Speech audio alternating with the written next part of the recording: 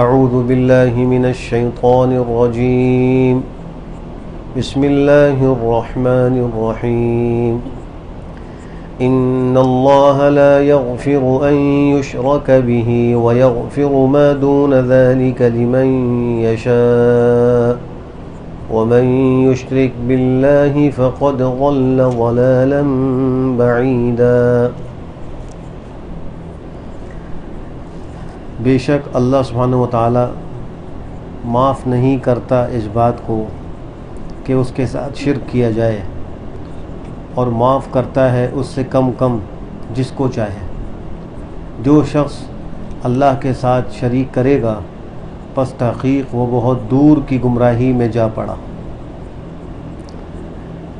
اس آیت کریمہ میں اللہ سبحانہ و تعالی نے ایک قانون ذکر فرمایا ہے، ایک ضابطہ ذکر کیا ہے۔ وہ قانون و ضابطہ یہ ہے کہ اگر کوئی شخص خدا نہ خواستہ شرک اور کفر پر مر جائے تو اللہ کے ہاں اس کی بخشش نہیں ہے، اور شرک اور کفر سے کم جتنے بھی گناہ ہیں اللہ جس کو چاہیں گے معاف کر دیں گے۔ اس میں کسی بندے کا کوئی عمل دخل نہیں ہے، وہ اللہ کی چاہت و مشیت پر ہے۔ پھر چاہے وہ شرک سے کم گناہ کرنے والوں کو بغیر سزا کے معاف کر دے، بغیر عذاب کے معاف کر دے، چاہے کچھ دن کا عذاب دے کر معاف کر دے، وہ اللہ کی مرضی ہے۔ قانون الہی میں سب سے بڑا جرم اور سب سے بڑا گناہ شرک ہے۔ جس طرح سب سے بڑی نیکی اور رأس الطاعات یعنی تمام طاعات کی جڑ وہ توحید ہے، اسی طرح قانون الہی میں سب سے بڑا جرم وہ شرک ہے، اور اللہ کے ہاں اس کی کوئی معافی نہیں۔ حتیٰ کہ ایک حدیث میں سرکار دو عالم صلی اللہ علیہ وآلہ وسلم نے ارشاد فرمایا کہ اللہ سبحانہ و تعالی ارشاد فرماتے ہیں، یعنی حدیث قدسی ہے، اے ابن آدم اگر تو مجھے ملا اس حال میں، یعنی انتقال کے بعد میرے پاس حاضر ہوا اس حال میں کہ تیرے گناہ مشرق سے لے کر مغرب تک، شمال سے لے کے جنوب تک ساری زمین کو انہوں نے بھرا ہوا ہو، اتنے گناہ ہو، تو میں تجھے اتنی ہی بڑی مغفرت کے ساتھ ملوں گا ما لم تشرک بی شیئا، جب تک تو نے میرے ساتھ کسی کو شریک نہ کیا۔ اندازہ لگائیے اللہ کی کتنی بڑی رحمت ہے کہ ایک شخص اتنا بڑا گناہ گار ہو کہ مشرق سے مغرب، شمال سے جنوب ساری روئی زمین اسے گناہوں سے بھری ہوئی ہو، لیکن وہ مشرک نہ ہو، تو اللہ فرماتے ہیں کہ میں اتنی ہی بڑی مغفرت کے ساتھ اس سے ملوں گا، یعنی بخشوں گا، مجھے پرواہ بھی نہیں ہوگی۔ لیکن ما لم تشرک بی شیئا۔ ایک حدیث میں آتا ہے سرکار دو عالم صلی اللہ علیہ وسلم سے پوچھا گیا سب سے بڑا گناہ کون سا ہے؟ آپ نے فرمایا ان تجعل للہ ندا وہو خلقک، تمہارا اللہ کے ساتھ کسی کو شریک ٹھہرانا حالانکہ اللہ نے تم کو پیدا کیا ہے، یہ سب سے بڑا گناہ ہے۔ اللہ ہمارا خالق ہے، اب اگر کوئی انسان اپنے خالق کے ساتھ کسی کو ساجی اور شریک ٹھہرائے تو فرمایا کہ یہ سب سے بڑا گناہ ہے۔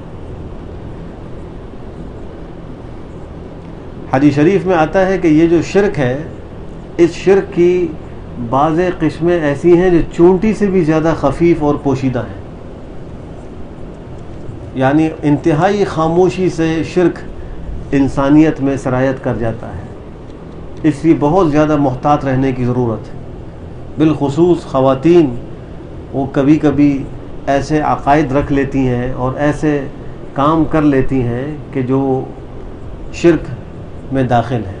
مثال کے طور پہ کوئی عورت کسی سے ملنے کے لیے آئی گھر میں اور اس سے ملاقات ہو گئی، اور جب وہ گئی تو اس عورت کو کوئی تکلیف آ گئی، بیماری آ گئی یا اور کوئی چوٹ وغیرہ لگ گئی، تو وہ کہتی ہے کہ یہ فلاں آئی تھی نا، اس کا سایہ پڑ گیا، ضرور اس نے کچھ کر دیا ہوگا، یہ سایہ پڑ گیا، اس نے کچھ کر دیا ہوگا۔ یہ سب شرک کی قسم ہے۔ علماء نے یہاں تک لکھا ہے کہ ایسی خواہش کو پورا کرنا جس کی شریعت اجازت نہیں دیتی، یہ بھی شرک میں داخل ہے۔ اندازہ لگائیے، ایسی خواہش یعنی حرام خواہش جس کو پورا کرنے کی شریعت اجازت نہیں دیتی، وہ شرک ہے۔ قرآن کریم اللہ جگہ فرماتے ہیں افرأیت من اتخذ الہہ ہوا افانت تکون علیہ وکیلا، کیا آپ نے دیکھا ہے اس کو جس نے اپنی خواہش کو اپنا معبود بنا لیا ہے؟ کس انداز میں اللہ انسانیت کو سکھا رہے ہیں کہ آپ نے ایسے آدمی کو دیکھا ہے جس نے اپنی خواہش کو اپنا معبود بنا لیا، جو دل میں آتا ہے وہ کرتا ہے، جو خواہش پیدا ہوتی ہے اس کو پورا کرتا ہے، اور اس جائزے کے بغیر کہ یہ کرنا جائز ہے یا ناجائز، حلال ہے یا حرام، اس کی فکر کے بغیر جو دل میں خواہش پیدا ہوتی ہے اس کو انجام دیتا ہے، تو یہ تو معبود بنانا ہے۔ یہ رویہ تو انسان کا معبود کے ساتھ ہوتا ہے کہ معبود نے، الہ نے، خدا نے جو فرما دیا اس کو کر لیا، جس سے منع کر دیا اس سے رک گیا۔ تو جو شخص اپنی خواہش کے ساتھ یہ معاملہ کرے کہ جو خواہش پیدا ہو، جس کام کرنے کی ہو اس کو کر لے، جس سے نہ کرنے کی خواہش پیدا ہو اس کو نہ کرے، تو یہ وہ ہے جس نے اپنی خواہش کو الہ بنا لیا ہے۔ کیا آپ، اللہ فرماتے ہیں، اس پر کوئی نگہبان ہے؟ افانت تکون علیہ وکیلا، آپ اس پہ کوئی نگہبان ہے؟ آپ ہرگز اس کے اوپر نگہبان نہیں ہے۔ آج ہمارا حال بالکل بعینی یہی ہے۔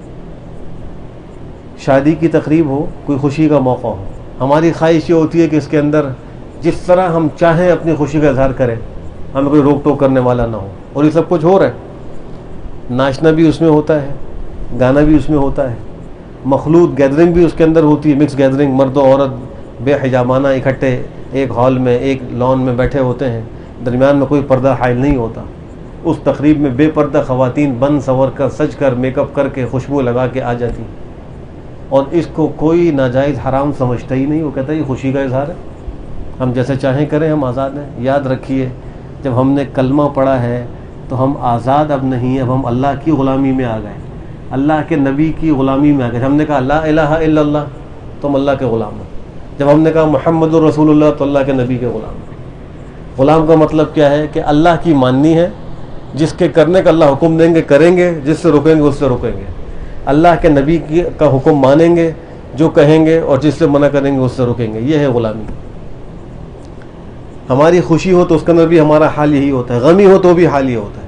اور اگر اس موقع پہ کسی کو کہا جائے کہ شرعاً ناجائز ہے، حرام ہے، نہ کرے، تو کہتے ہیں مولوی صاحب کا دین اسی میں رہ گیا، ہمیں خوشی تو منا لینے دیں، کہ ہم یہ بھی نہ کریں، کہ ہم یہ بھی نہ کریں۔ ایک مسلمان ہونے کے ناطے ہماری ذمہ داری یہ ہے، ہم شریعت سے پوچھیں کہ ہم کیا کر سکتے ہیں اور کیا نہیں کر سکتے۔ جو کرنے کی اجازت ہمیں شریعت دے ہم اس کو کر لیں، جس سے منع کریں ہم اس سے رک جائیں۔ یہی دین ہے، یہی ہمارے ایمان کا تقاضا ہے۔ إِن يَدْعُونَ مِن دُونِهِ إِلَّا إِنَاثًا وَإِن يَدْعُونَ إِلَّا شَيْطَانًا مَرِيدًا لَعَنَهُ اللَّهُ وَقَالَ لَأَتَّخِذَنَّ مِنْ عِبَادِكَ نَصِيبًا مَفْرُوضًا۔ اللہ فرماتے ہیں کہ یہ مشرکین و کفار اللہ کو چھوڑ کر نہیں عبادت کرتے مگر چند عورتوں کی، اناسن چند ماداؤں کی، عورتوں کی۔ دراصل مشرکین نے جو بت بنائے ہوئے تھے، ایک تو ان کے نام انہوں نے عورتوں کے نام پر رکھے ہوئے تھے، لات، منات، عزا۔ لات جو ہے یہ الہ کی مؤنث ہے، اور اسی طریقے سے منات جو ہے یہ منان کی مؤنث ہے، اور عزا جو ہے یہ عزیز کی مؤنث ہے۔ اس طریقے سے انہوں نے اپنے بتوں کے نام عورتوں والے نام پر رکھے ہوئے تھے۔ اس لیے اللہ فرماتے ہیں کہ یہ اللہ کو چھوڑ کر صرف عورتوں ہی کی پوجا کرتے ہیں۔ عورت تو کمزور ذات ہوتی، کمزوروں کی پوجا کر رہے ہیں۔ یا ان لوگوں نے جو بتوں کی شکل میں چند مورتیاں بنا رکھی تھیں، ان کے اعضاء اور جسمانی ساخت انہوں نے عورتوں کی طرح بنائی تھی۔ اس سے اللہ فرماتے ہیں کہ یہ چند بتوں کی عبادت کرتے ہیں جو عورتیں ہیں، یعنی عورتوں کی شکل و صورت کی انہوں نے مورتیاں بنائی ہوئی ہیں، ان کی پوجا کرتے ہیں۔ ایک مقام پہ اللہ فرماتے ہیں یا ایھا الناس ضرب مثل فاستمعوا لہ، اے انسانوں ایک مثال بیان کی گئی ہے، اس کو غور سے سنو۔ وہ مثال یہ ہے کہ ان الذین تدعون من دون اللہ لن یخلقوا ذبابا ولو اجتمعوا لہ، کہ تم جن کی عبادت کرتے ہو اللہ کو چھوڑ کر، وہ ہرگز ایک مکھی بھی پیدا نہیں کر سکتے، چاہے سب کے سب جمع ہی کیوں نہ ہو جائے۔ یہ سب مل کر بھی ایک مکھی کو پیدا نہیں کر سکتے۔ وَإِن يَسْلُبْهُمُ الذُّبَابُ شَيْئًا لَا يَسْتَنْقِذُوهُ مِنْهُ، اگر ان کے اوپر سے مکھی کوئی چیز اٹھا کر لے جائے تو یہ اس سے چھڑا بھی نہیں سکتے۔ بتوں کے اوپر وہ کچھ چڑھاوے چڑھاتے تھے، مٹھائیاں ان کے اوپر رکھتے تھے، اگر مکھی آ کر کچھ مٹھائی وغیرہ لے کر اڑ جائے تو یہ بت اس کو روک بھی نہیں سکتے، اس سے واپس بھی نہیں لے سکتے۔ ضعف الطالب والمطلوب، عابد بھی بہت کمزور ہے، معبود بھی بہت کمزور ہے۔ یہ جو مشرک ہیں یہ بھی کمزور ہیں، اور جن بتوں کی عبادت کر رہے ہیں وہ بھی کمزور ہیں۔ تو یہاں اللہ فرماتے ہیں کہ یہ عورتوں کی عبادت کر رہے ہیں۔ وَإِن يَدْعُونَ اور یہ نہیں عبادت کرتے إِلَّا شَيْطَانًا مَرِيدًا مگر شیطان کی جو سرکش ہے، سرکش شیطان کی عبادت کر رہے ہیں۔ شیطان کی براہ راست عبادت کرنے والے تو کم ہیں، لیکن شیطان نے جو پٹیاں پڑھا دی ہیں اور جو دل و دماغ میں عقائد باطلہ ڈال دیے ہیں ان کی اطاعت کرتے ہیں، ان کی پیروی کرتے ہیں۔ یہ شیطان ہی کی پیروی کرنا ہے۔ لعنہ اللہ، جس پہ اللہ نے لعنت کی ہے، جس شیطان کو اللہ نے اپنی رحمت سے دور کیا ہے، یہ اس کی عبادت کر رہے ہیں۔ اور وہ شیطان جس نے کہا تھا وَقَالَ لَأَتَّخِذَنَّ مِنْ عِبَادِكَ ضرور اے اللہ میں تیرے بندوں سے لوں گا نصیبا مفروضہ، ایک حصہ مقرر، ایک مقرر حصہ میں ضرور لے لوں گا، یعنی میں بندوں کو آپ کے راستے سے ہٹا کر اپنے راستے پہ چلاؤں گا، دین حق سے ہٹاؤں گا اور ان کو کفر و شرک میں مبتلا کروں گا۔ شیطان نے بڑی تاکید کے ساتھ اللہ کے سامنے یہ وعدہ کیا ہے۔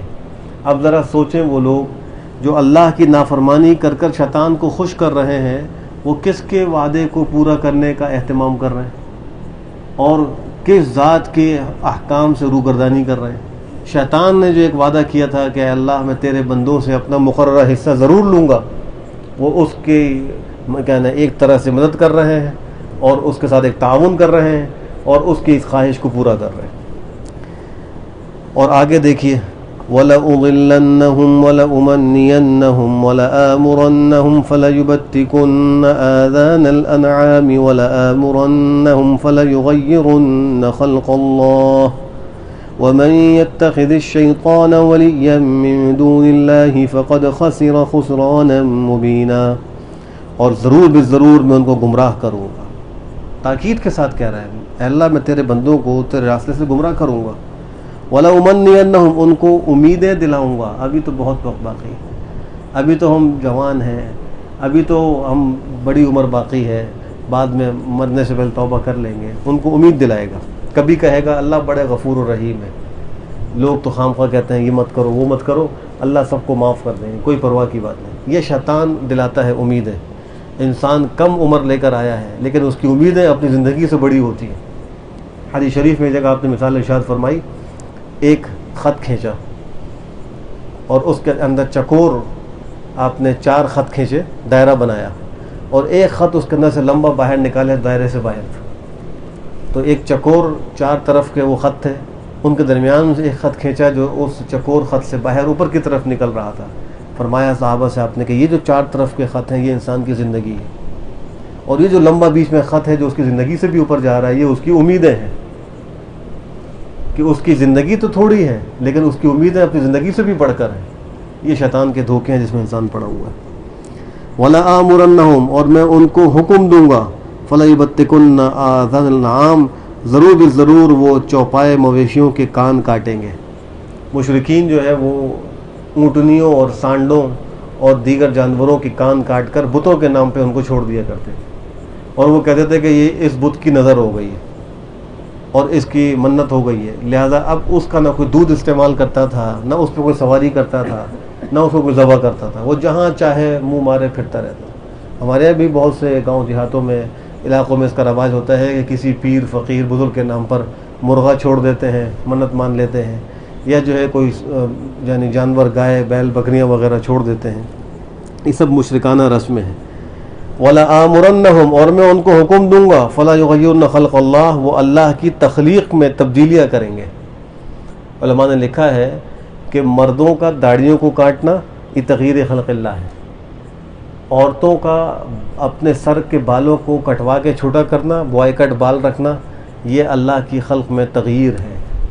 اسی طریقے سے عورتوں کو اپنی بھووں کو صاف کرنا یہ اللہ کی خلقت کے اندر تغییر ہے۔ اور بہت سے لوگ اپنے جسم کو گدوا کر اس میں کچھ چیزیں بھروا کے کچھ نقش و نگار یا کبھی کچھ نام وغیرہ کسی کا لکھواتے ہیں، یہ سب اللہ کی تخلیق میں تغییر ہے۔ شیطان نے کہا کہ میں ان کو حکم دوں گا تو اللہ وہ ایسے ہی کریں گے، آپ کی تخلیق میں تبدیلیاں کریں گے۔ جو شخص شیطان کو دوست بنائے اللہ کو چھوڑ کر، پس تحقیق وہ بہت سری خسارے میں پڑ گیا، بڑے کھلے گھاٹے اور نقصان میں وہ پڑ گیا ہے۔ جس آدمی نے شیطان کو اپنا دوست بنایا، دوست بنانے کا مطلب یہی ہے کہ اس کی بات مانی، اللہ کے حکم کو پس پش ڈالا، اللہ کے نبی کے فرمان کو قبول نہیں کیا، تو یہ شخص بڑے کھلے خسارے میں پڑ گیا۔ یعدہم ویمنیہم وما یعدہم الشیطان الا غرورا، ان سے وعدے کرتا ہے اور ان کو امیدیں دلاتا ہے، اور شیطان ان سے وعدہ نہیں کرتا مگر جھوٹ اور دھوکے کا وعدہ کرتا ہے۔ وہ دلوں کے اندر خیالات پیدا کرتا ہے اور جھوٹے جھوٹے وعدے کرتا ہے، امیدیں دلاتا ہے، لیکن سب جھوٹ اور دھوکہ ہے۔ اولئک مأواہم جہنم ولا یجدون عنہا محیصا، یہی لوگ ہیں ان کا ٹھکانہ جہنم ہے اور یہ نہیں پائیں گے اس سے بھاگنے کی کوئی جگہ۔